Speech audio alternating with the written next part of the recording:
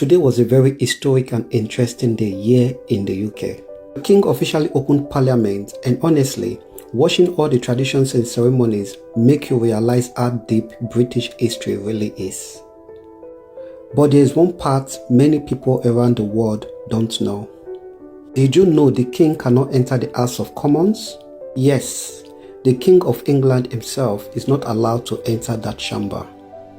The reason goes all the way back to 1600. 1642, King Charles I entered Parliament with soldiers trying to arrest some members of Parliament who opposed him politically. That action caused serious tension and eventually contributed to English Civil War. Since then, Parliament made it clear that the monarch cannot freely enter the House of Commons again. That is why till today, during the state opening of Parliament, the King stays in the House of Lords while an official called Black Rod goes to summon members of Parliament. Another interesting part is this. When Black Rod approaches the House of Commons, the doors are actually slammed shut in front of him. Interesting. First, it looks disrespectful, but it is symbolic. It represents the independence of Parliament from the monarch. Then Black Rod knocks 3 times before being allowed in. Honestly, British traditions are on another level. Today's King's speech was also very important because it aligned the government's plan and priorities for the coming parliamentary session. Even though the King reads the speech is actually written by the government.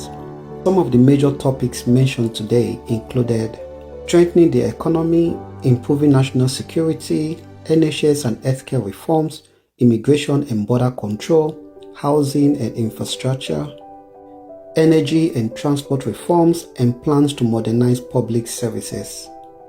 There were also discussions around digital services, policing, and making the country more secure in a changing world. One thing I always find interesting is how much ceremony, history, and politics all come together in one event. From the royal procession to the special guards to the traditions that have existed for hundreds of years, it really shows how much the UK values continuity and history.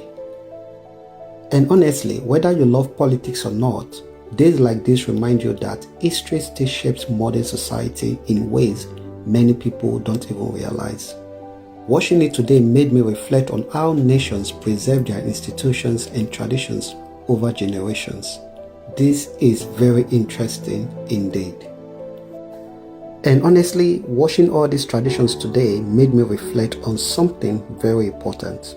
As Africans, especially Nigerians where I come from, we should also learn to proudly embrace our own traditions, values, and culture.